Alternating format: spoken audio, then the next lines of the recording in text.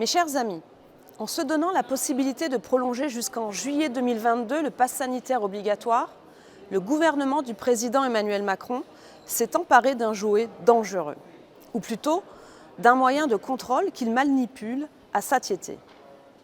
La fabrique du consentement a ceci de malheureux qu'après 1 an et demi de peur, d'amendes et de chantage à l'emploi, les Français se retrouvent codés ou pas à cause des bons conseils sanitaires du cabinet McKinsey. Certains ont considéré que le terme de dictature sanitaire était trop fort. Il semble bien pourtant que le gouvernement se dote ici d'un outil de contrôle et de contrainte de la société inédit.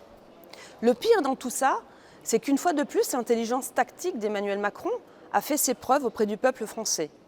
On vous protège d'un virus menaçant votre vie et en même temps, on s'empare de toutes les possibilités de contrôler jusqu'à vos déplacements les plus insignifiants.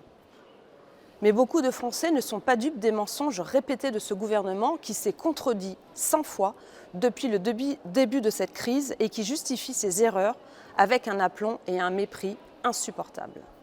Aujourd'hui encore, Elisabeth Borne, ministre du Travail et de l'Emploi, experte en virologie et vaccination comme chacun le sait, menace ceux qui sont déjà doublement vaccinés de la perte de leur passe sanitaire en cas de refus d'une 3e dose.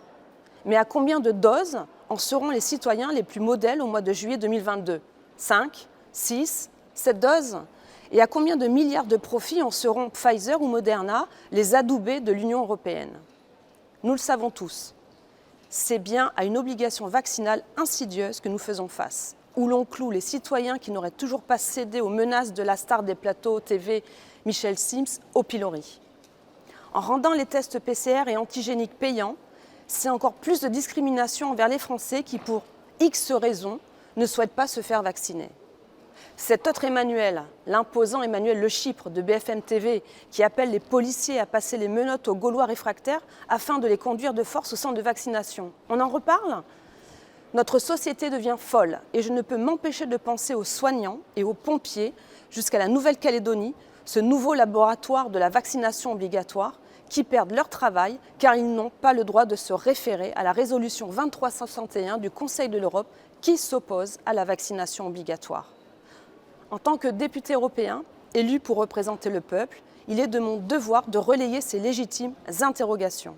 Je continuerai ainsi à poser les questions sur la transparence des contrats, des négociations opaques avec Big Pharma, la gestion des effets indésirables secondaires et continuerai surtout à défendre la liberté du choix de se faire vacciner ou pas.